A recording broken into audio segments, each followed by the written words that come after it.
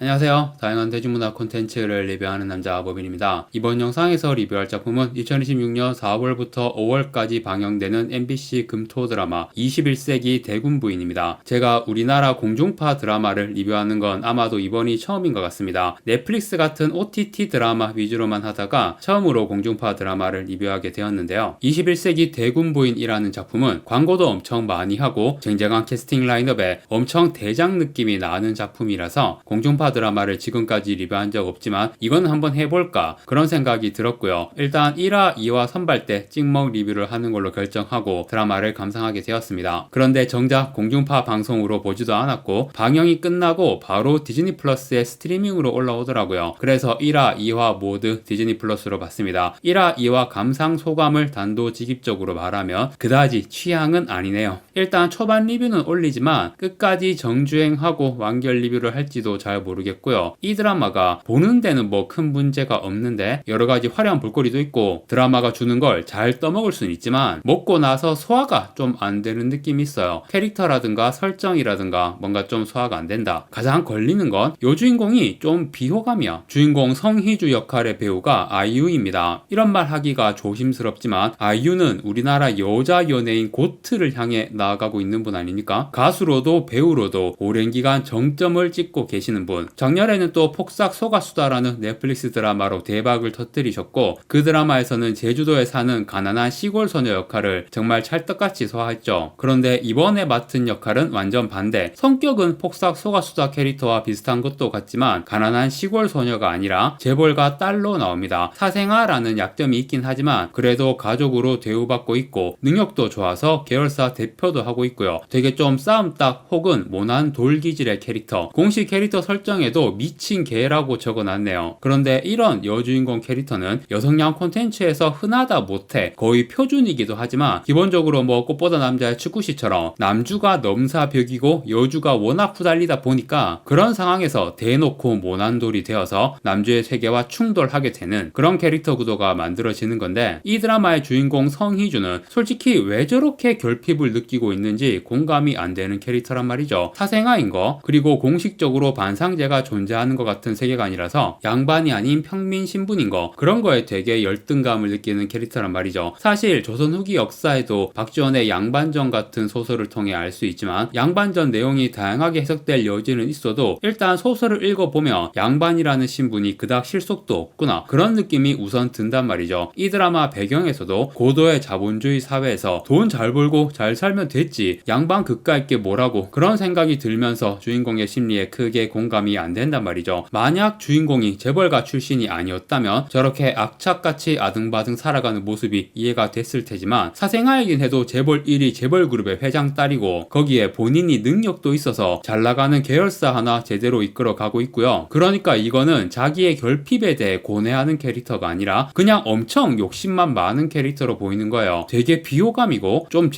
재수없다고까지 느껴지는 캐릭터. 여주인공이 이렇게 느껴지면 작품에 몰입하기가 좀 힘들죠. 그리고 남자 주인공은 변우석이 연기한 이한대군이라는 캐릭터. 여주인공과 달리 이 캐릭터는 크게 비호감은 아닌데 이 캐릭터와 관련된 설정이나 주변 상황들이 역시 잘 소화가 안 됩니다. 이 드라마의 스토리 자체가 수양대군과 단종 이야기를 모티브로 하고 있는 것 같거든요. 지금 또 왕사남의 어마어마한 흥행으로 단종 열풍이 불고 있는 시기에 일부러 시기를 맞춘 것처럼 이런 드라마가 나오네요. 작품 내에서도 이한대군이 21세기의 수양대군이라는 별명으로 불리거든요. 일단 가장 논란이 되는 설정이 대비가 있는데 왜 대군이 섭정을 하냐 드라마를 본 거의 모든 사람들이 지적하고 있는 부분이죠. 캐릭터 관계 구성에서 가장 핵심이 되는 부분을 설정상 무리수를 둔 셈인데 어차피 이 드라마 세계관 자체가 사실상 판타지니까 이 정도 무리수는 그러려니 넘길 수는 있어요. 그런데 수양대군과 단종 이야기가 모티브라며 남주인공인 이한대군 본인만 착하고 능력있고 잘생긴 넘사벽 캐릭터로 만든 거면 이해를 하겠어. 그런데 거기서 더 나아가서 이한대군을 띄우기 위해 주변 왕족들을 많이 부족한 존재들로 만들어버린 게 이게 좀 걸립니다. 이한대군이 수양대군을 모티브로 했다며 선왕과 현왕은 문종과 단종이잖아. 그런데 이 드라마의 선왕은 애초에 왕이 될 제목이 아니라서 능력치 높은 동생한테 농담반 진담반으로 네가 내 대신 왕 해라 이런 말까지 하던 인물이었고 현왕이 죽고 어린 나이에 즉위한 현재 국왕은 캐릭터 공식 설정으로는 똑똑하다고 하는데 되게 위축이 되어 있고 있고 긴장도 잘하는 그런 모습으로 나와요. 그게 나이가 어리기 때문에 그런 것도 있지만 부모님한테 사랑을 많이 받지 못한, 특히 엄마가 되게 차갑고 엄한 성격이라서 그 영향으로 되게 위축되어 살아온 거죠. 그런데 삼촌인 이한대군은 엄청 좋아하는, 어릴 때부터 삼촌이랑 사이도 좋았던 것 같고 왕이 된 후에도 삼촌에게 계속 의지하려는 그런 모습인 거예요. 이런 캐릭터의 배경을 이해하고 보더라도 이렇게까지 할 필요가 있나 싶은 생각도 드는 거죠. 이한대군이라는 캐릭터를 넘사벽의 존재로 띄우기 위해서 선왕과 현왕을 그런 식으로 그려내는 게, 특히 그 캐릭터들을 문종과 단종으로 연결지어 버리면 보면서 되게 소화가 안 되는 내용이다 라고 느꼈고요. 애초에 수양대군을 모티브로 해서 이렇게 능력 좋고 착하고 잘생긴 캐릭터를 만드는 게 문제 아닌가 싶기도 하지만, 대체 역사물이나 그런 장르에서 악당이었던 사람을 좋은 사람으로 바꾸는 건 흔하게 하는 발상이에요. 특히 충분히 우리 편이 될 수 있었던 인물, 그런 인물이 배신을 해서 엄청난 사달이 벌어져 버린 그런 케이스라면, 만약 저 인물이 좋은 인물이었다면 그런 식의 역발상을 충분히 할 수 있죠. 특히 수양대군과 단종의 관계에서는 단종이 불쌍하게 느껴지면 느껴질수록 만약 수양대군이 그저 단종의 좋은 삼촌이었다면 어땠을까, 이런 과정이 되게 맛있는 거예요. 특히 최근에 왕사남 때문에 단종이 불쌍하게 느껴지니까 수양대군 모티브인 인물이 어린 왕의 좋은 삼촌 역할을 하게 되는 이 드라마 내용을 통해 왕사남을 보고 느낀 안타까운 마음을 치유할 수도 있는 겁니다. 그런데 이 드라마는 거기서 더 오바를 했기 때문에 이한대군이 좋은 삼촌이라는 느낌보다는 은근 밥맛인 캐릭터로 느껴지는 거죠. 캐릭터 자체는 착하고 능력있고 고귀한 신분인 완전 이상적인 남자 주인공이지만 주변 상황을 이런 식으로 만들어 놓으니까 여주와 마찬가지로 남주 캐릭터도 그닥 정이 안 붙어요. 무엇보다 21세기 대한민국에 왕족이 존재한다는 설정이 현실의 입헌 군주제 국가들이 왕족에게 어느 정도 권한을 주는지, 그게 뭐 나라마다 차이는 있지만 기본적으로 입헌 정치, 내각도 총리도 있는 이런 나라에서 왕족이라고 해봐야 저는 그냥 광대라는 생각밖에는 안 들거든요. 이거를 급진적이라고 해도 할 말은 없는데 저는 진짜 광대 같은 존재라고 느끼고 있고, 이 드라마를 보면서도 그냥 광대들이 연병하는 걸로밖에 안 보이는 거야. 실제로 그렇게 정치적인 권한은 없는 설정이 맞잖아요. 어떠한 상징적인 역할들로만 제한되는. 그런데 이 드라마에서 왕족들이 살아가는 모습을 보면 이런 생각도 드는데, 죽창마렵다. 우리나라 국민들 성향을 생각하면 이런 왕족들 있는 듯 없는 듯 쥐죽은 듯이 지내도 간당간당한 판에 이렇게 죽창마려운 모습으로 살아간다고? 그리고 총리인가? 얘는 또 뭐야? 민정우라는 총리 캐릭터, 배우가 노상현입니다. 1990년생 배우. 아니 81년생 펑쿨색자도 총리 도전했다가 실패했는데, 민정우는 할아버지 아버지의 본인까지 총리를 역임한 사실상 세습 정치인이고, 인물 공식 설정에서 슈퍼카 모으는 게 취미라고 나와요. 그래놓고 최근에 최저임금 동결을 했다고 합니다. 우리나라 국민들이 이런 총리를 용납한다고요? 이한대군도 그렇고 민정우 총리도 그냥 잘생겨서 국민 절반의 지지를 얻고 있다, 그런 상황으로 밖에는 안 보이네요. 완전히 나라가 남미세 나라가 되어버렸다. 판타지니까 그러려니 하면서 보지만 진짜 소화가 안 됩니다. 너무 몰입이 안 되고 계속 걸려요. 이 드라마에서 주인공으로 볼 수 있는 4명의 캐릭터 중에 성이주, 이한대군, 민정우, 그리고 또 한 명이 왕의 어머니인 데비마마, 공승현이 연기한 윤이랑이라는 캐릭터인데, 이 캐릭터가 그나마 제일 공감이 되고 몰입이 되는 캐릭터였습니다. 저는 1화, 2화를 보고 이 드라마가 취향이 아니라고 느끼고 있지만 그래도 계속 볼 것 같기는 하거든요. 가장 큰 이유가 이 데비마마 캐릭터예요. 일단 이 캐릭터를 연기한 공승현이 컨셉 소화력이 어마어마합니다. 현대 배경의 로판이긴 하지만 사극, 궁중, 암투물에 찰떡같이 어울리는 비주얼, 마냥 빌런 느낌도 아니고 또 한 명의 여주인공이라고 해도 손색이 없을 정도로 기품있고 아름다운 모습으로 나오는 게 드라마를 보는 내내 시선을 사로잡더라고요. 캐스팅이 너무 좋기도 하지만 캐릭터 자체가 성이주나 이한대군보다 훨씬 몰입이 되는 서사를 깔고 있어서 두 주인공인 성이주와 이한대군의 케미보다는 이한대군과 데비마마, 성이주와 데비마마, 이런 대립하는 케미가 더 기대가 되고요. 특히 성이주와 데비마마, 아이유와 공승현이 서로 막 쏘아대면서 대사를 주고받는 장면이 벌써부터 기대가 됩니다. 그런데 이 데비마마 캐릭터가 완전히 빌런이라고 확정이 된 건 아닌 것 같거든요. 일단 이한대군하고도 티격태격하면서도 은근히 마음을 품고 있는 그런 모습으로 나왔고, 갑자기 막장 형수물이 되어버리네. 그리고 성희주와는 물론 사이가 나쁠 테지만 묘하게 통하는 부분도 있을 것 같거든요. 중반 이후 전개에서는 왕실 전체의 위기 상황 같은 게 닥쳐서 대군 부인이 된 성희주와 데비마마가 한 배를 탄 상황으로 협력을 하게 되는 그런 내용도 나오지 않을까 예상이 되고요. 물론 확신은 못하겠습니다. 내용이 어떻게 진행이 될지 잘 예상되지 않네요. 총리 캐릭터도 당연히 뭔가 중요한 역할이 있을 거고 그저 4명의 사각관계 그런 내용만 있지는 않을 거예요. 국가적으로 정치적으로 뭔가 큰일이 벌어지겠죠. 1화, 2화는 취향이 아니라고 느꼈지만 앞으로 엄청 재미있는 내용이 나올 수도 있는 거고요. 주요 인물 외에 다양한 조연 캐릭터들 보는 재미도 있고 특히 방자와 향단이 같은 캐릭터가 나오더라고요. 이한대군의 보좌관 최현이라는 캐릭터, 성희주의 비서인 도혜정이라는 캐릭터 각각 방자, 향단이 포지션으로 두 주인공 옆에 붙어 다닙니다. 최현 역할의 배우가 유수빈, 도혜정 역할의 배우가 이연, 둘 다 약한 영웅에서 본 배우들이네요. 특히 유수빈은 약한 영웅에서 효만 초이로 나온 이후로 어느새 대세 조연 배우가 된 것처럼 여기저기 많이 보이고 있습니다. 그리고 성희주의 이복 오빠의 아내 역으로 폭삭 소가수다에서 학시 부인 젊은 시절 연기한 최서한도 나오고 그 외에 다양한 조연 배우들 보는 재미가 확실히 있네요. 일단 이 드라마를 계속 정주행은 할 것 같습니다. 중간 후기는 없이 다 보고 나서 완결 후기를 올리게 될 것 같네요. 부디 앞으로 재밌는 내용이 많이 나오길 그리고 주인공들도 좀 덜 재수없게 매력있는 모습이 많이 나오길 기대해 보겠습니다. MBC 드라마 21세기 대군 부인 1화, 2화의 리뷰를 해보았고요. 이번 영상 여기까지 하고 마무리하겠습니다. 구독과 좋아요 부탁드립니다. 시청해주셔서 감사합니다.